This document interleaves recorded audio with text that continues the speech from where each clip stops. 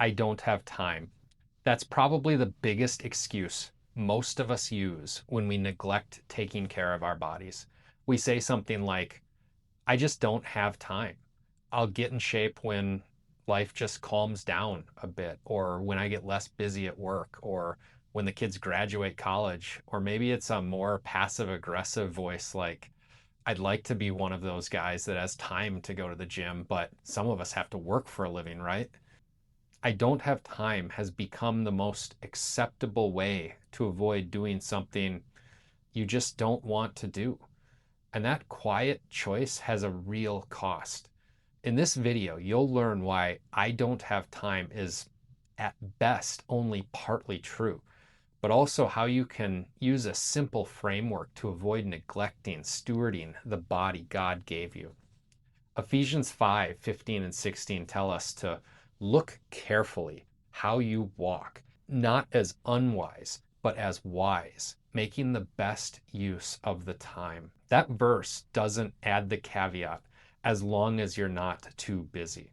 It says to make the best use of the time that God has given you.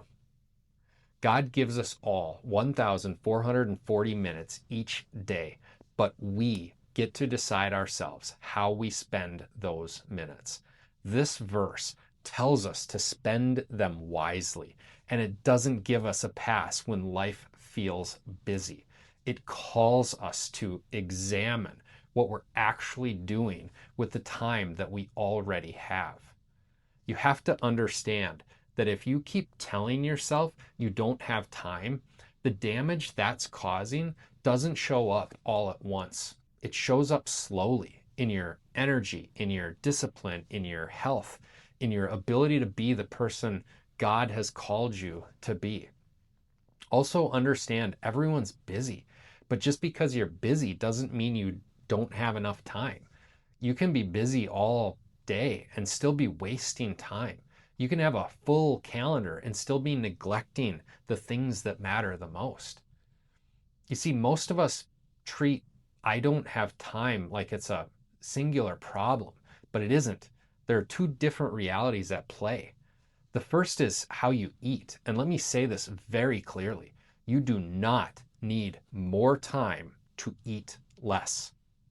You don't need a free hour on the calendar to skip the second helping or to stop treating every craving like it's a command or to drive past the drive-through instead of pulling in.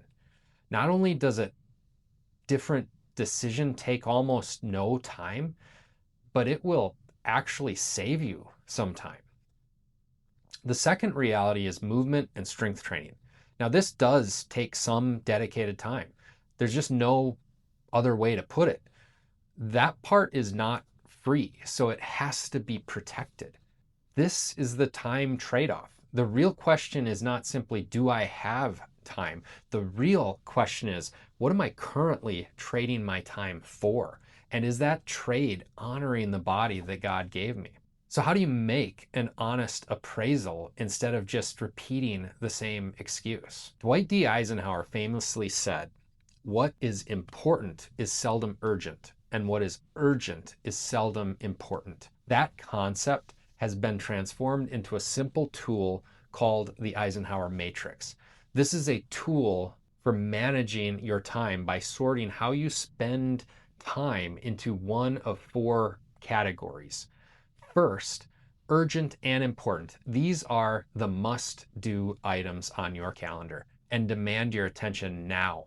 This could be a hard deadline at work, your kid getting sick, a critical repair, a conversation that has real consequences if you avoid it. These need to get handled fast. Then you move to the second quadrant, important but not urgent. These are the make time items on your calendar and are typically the items that we put off and procrastinate because we tell ourselves, I can do it tomorrow. But you need to make time for them because they matter a lot long term, but they don't scream for your attention right now. This is where most of the stewardship of your body comes into play. Things like strength training, moving your body, how you eat, sleep, rest, spend time in scripture, and how you invest in your family when there's no crisis.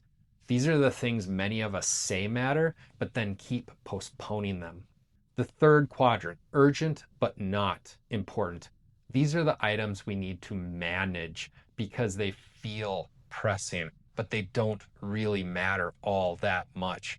This quadrant is filled with most of the notifications that pop up on your phone, many emails, other people's problems or requests, really any interruption that steals your focus throughout the day. This is the bucket that is probably consuming way more time than you even realize, and what really creates the feeling of being busy. If you ever say to yourself at the end of the day, man, I was so busy today, but I don't feel like I got anything done, that's probably because most of your time was spent here in this quadrant. And the fourth is the infamous not urgent and not important quadrant. This is filled with mostly time wasters, things like doom scrolling on the internet, habitually checking news feeds and scores repeatedly throughout the day, mindlessly watching TV, and really just anything that fills time with stuff that simply doesn't matter. This category often eats a lot more time than we want to admit. The watch out here is that urgency is so many times gives the sense that something is more important than it really is, which is why many of us push off important things in quadrant 2 for more urgent things in quadrant 3. That is until the consequences show up later in life and you find yourself living in a body that no longer supports the life and the calling that you say that you care about. And then those quadrant 2 things become quadrant 1 things you can't ignore anymore. One of the best examples of this urgent versus important tension shows up in Luke 10. It's the story of Martha and Mary, two sisters, and how each chose to spend the time with Jesus on one of his visits to their home. Martha is busy and distracted with trying to be a good host and serve everyone. Everything feels urgent and frantic. Meanwhile, Mary sits and listens to him and chooses what Jesus calls the good portion. But he doesn't shame Martha for working hard and trying to serve everyone. She's doing a respectable thing. He simply points out that she is anxious and troubled about many things. But let's be honest, no one is at risk of starving in the next few minutes. And only one thing is truly important in this moment. A lot of us live like Martha with our time. The urgent keeps winning, the important keeps getting postponed, and the things that would actually strengthen our body and our walk with God never quite make it onto the schedule. So take a real look at where you spend your time. Not a defensive look, an honest one. Where is your time actually going? What is truly non-negotiable? What is important but keeps getting pushed out by things that feel urgent in the moment, but really don't matter? Remember, you don't need hours every day to purposefully steward your body, but you do need to decide whether 2 or 3 focused hours a week are worth protecting by giving up some of the time that you spend in either of the not important quadrants. Once you do that, then the next step is simple, but unfortunately, it isn't easy. Treat that time like it matters. Put it on the calendar. Defend it the same way you would defend an important work meeting or a commitment to someone that you care about, because it is a commitment. Not the one most of us only make to ourselves in theory, but as a commitment that you are making to God to take care of what He entrusted to you. People who stay stuck usually aren't the ones with no time. They're the ones who keep protecting lower value uses of time while telling themselves the higher value ones are just impossible to get to.